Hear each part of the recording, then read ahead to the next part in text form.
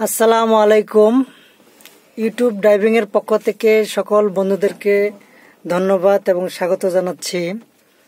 আজকে যে ভিডিওটি আপনাদের মাঝে নিয়ে এসেছি, আপনার গাড়িতে তেল এবং গ্যাস কম খাওয়ার কারণটা কি আর বেশি খাওয়ার কারণটা কি, সেই বিষয়েই আজকের আমার এই ভিডিওটি দেওয়া।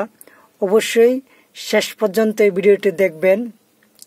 না দেখলে যদি আপনি একজন নতুন ড্রাইভার হয়ে থাকেন বা পুরাতনী হয়ে থাকেন, যদি আপনার এই বিষয়ে যদি না জানা থাকে, আপনি অবশ্যই ভিডিওটি শেষ পর্যন্ত দেখবেন। তাহলে দেখলে কিছু হলেও শিখতে পারবেন। তো কথা না বাড়িয়ে কাজে চলে যাই। প্রথম কথা হচ্ছে, আপনার গাড়িটি যদি সব দিক থেকে ফিট থাকে, ইঞ্জিন যদি ফিট থাকে, তাহলে আপনার গাড়িতে যদি রেস, যেটাকে ইঞ্জিনের গতি বা ইঞ্জিনের পাওয়ার বলে, রেস যদি বাড়তি থাকে তাহলে কিন্তু আপনার গাড়ি যত পিক আপ দিবেন, যত অ্যাক্সেলেটারে চাপ দিবেন, আপনার কিন্তু তেল এবং গ্যাস, আপনার গাড়িটি যদি তেলে হয়ে থাকে বা যদি গ্যাসে হয়ে থাকে, তাহলে কিন্তু জ্বালানি খরচ বেশি হবে। তাই যদি রেস যদি বেশি থাকে, তাহলে অবশ্যই একটা মিস্ত্রির কাছে গিয়ে বা যদি আপনি রেস কমাইতে পারেন, তাহলে আপনি রেসটি কমাই নেবেন। এমনভাবে কমাবেন না যাতে আপনার গাড়িটি বন্ধ হয়ে যায়। রেস কিন্তু বেশি কমাই দিলে আপনার গাড়িটি নক করবে এবং বারবার বন্ধ হয়ে যাবে। রেসটি এমনভাবে কমাতে হবে যাতে আমার গাড়িটি বন্ধ না হয়ে যায়। তো রেসটি কমিয়ে নেবেন।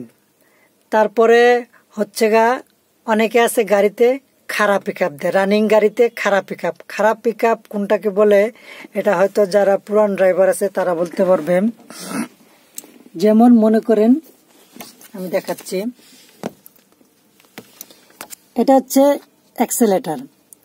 এই অ্যাক্সেলেটারটাকে যদি আমি পা দিয়ে আমি যখন গাড়িটি রানিং করব, তখন যদি এরকম জোরে পাড়া দিই, মানে ডাইরেক্ট যদি পুরা ডাবিয়ে ফেলাই, এটাকে বলে খারাপ পিক আপ। আর এটাকে যদি আস্তে আস্তে আস্তে আস্তে আস্তে আস্তে ডাবাই, তাহলে এটাকে খারাপ পিক আপ বলে না। এটাকে যদি এই চাপ দেওয়ার সাথে সাথে প্রথম চাপেই ডাবাই ফেলাই, তাহলে এটাকে খারাপ পিক আপ বলে। আর যেটা আস্তে আস্তে চাপ দেই, এটাকে খারাপ পিক আপ দিলে আপনার কিন্তু তেল গ্যাস বেশি খাবে। এটাকে যদি আস্তে আস্তে আস্তে আস্তে ডাবাই, তাহলে কিন্তু আপনার কম খাবে, তেল বা গ্যাস কম খাবে। তারপরে ধরেন আপনার গাড়ির গিয়ার, আপনি যখন গাড়িটি 1 নাম্বার থেকে রানিং করবেন, 2 নাম্বার গিয়ার কিন্তু চাবে। একটু পিক আপ পাড়া দিলেই কিন্তু আপনার গাড়িতে 2 নাম্বার গিয়ার চাবে। আমার কাছে 2 নাম্বার গিয়ার যখন চাবে, তখন যদি আমি গিয়ার চেঞ্জ না করি, তখন কিন্তু ওই প্রেসারটা গিয়া ইঞ্জিনে পড়ে, তখন বেশি পিক আপ লাগে। পিক আপ যখন বেশি লাগে, তখন কিন্তু আপনার তেল বেশি খাবে। তাই আমি সিরিয়াল মোতাবেক আমি গিয়ার চেঞ্জ করে দেবো। আমার একটা গিয়ার চেঞ্জ করলে কিন্তু হালকা পিক আপ বাড়াইলেই আরেকটা গিয়ার চাচ্ছে, গিয়ার বাড়াইতে বলতেছে, তখন কিন্তু আমি গিয়ারগুলো বাড়িয়ে যাব। আর যদি আপনার অটোমেটিক গাড়ি হয়ে থাকে, সেই ক্ষেত্রে তো আর গিয়ার চেঞ্জ করা লাগবে না, ওটা অটো করা, তখন আপনারা হালকা পিক আপ পাড়া দিবেন। মানে অটোমেটিক গাড়িতেও কিন্তু ফুল পিক আপ পাড়া ধরলে আস্তে আস্তে গিয়ার যখন চেঞ্জ বোঝা যায়, কিন্তু আপনি হালকা পিক আপ ধরবেন। বেশি জোরে ধরলে কিন্তু এটা খারাপ পিক আপ বলে, তাহলে আপনার তেল গ্যাস বেশি খাবে।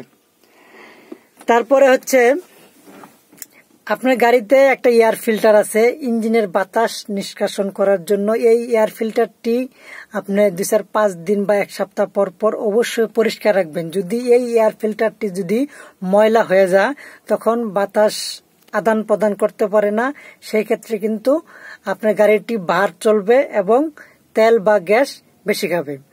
তাই নিয়মিতভাবে সপ্তাহখানিক পর পর আপনার এয়ার ফিল্টারটি অবশ্যই বাতাস করবেন।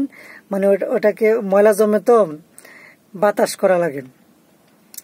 তারপরে হচ্ছে আপনার গাড়ির চাকা, আপনার 4টি চাকা যদি মিল মতো হাওয়া না থাকে, একটা চাকার ভিতরে যদি ডিফারেন্স থাকে, হাওয়া কম থাকে, সেই 3 চাকার প্রেসার কিন্তু একটার ভিতরে পড়বে।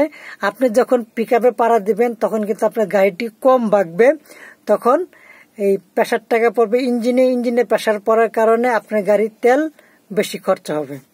তা আপনি অবশ্যই একটি হাওয়ার দোকানে গিয়ে যেখানে হাওয়া দেয় অবশ্যই 4টি চাকা হাওয়া মাপিয়ে তারপরে হাওয়া দিবেন।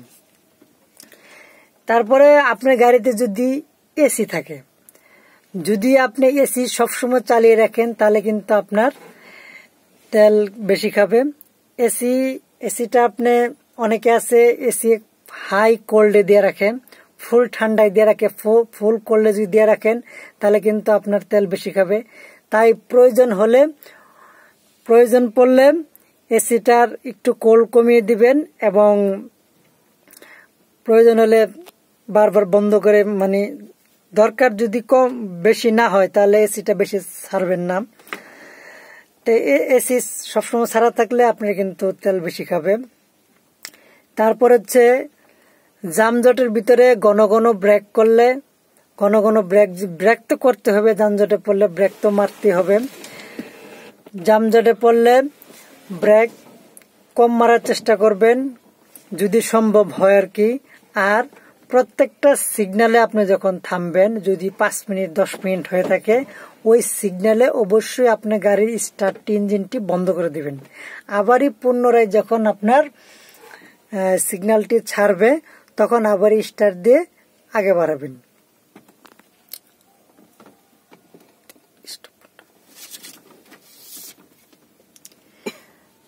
আপনারা এই নিয়মগুলো মেনটেন করে চললে আশা করি তেল গ্যাস সাশ্রয় পাবেন, অবশ্যই সাশ্রয় পাবেন। আর আজকে এ পর্যন্তই। আপনারা অবশ্যই ভিডিওটি শেষ পর্যন্ত দেখবেন, শেষ পর্যন্ত না দেখলে আপনারা শিখতে পারবেন না। আর আপনারা জানেন YouTube driving channel driving video দিয়ে থাকে এই চ্যানেলে। অবশ্যই যারা নতুন ড্রাইভিং শিখতে ইচ্ছুক বা নতুন ড্রাইভার আছেন, অনেকে অনেক নিয়মকানুন জানেন না, তাদের জন্য অনেক হেল্পফুল একটা ভিডিও এই চ্যানেলে দিয়ে থাকে। অবশ্যই ভিডিওগুলো দেখবেন আর ইউটিউব ড্রাইভিং এর পক্ষেই থাকবেন, সাথেই থাকুন সাবস্ক্রাইব করে। আজকে এ পর্যন্ত, সবাই ভালো থাকবেন, সবার সুস্বাস্থ্য কামনা করে আসসালামু আলাইকুম।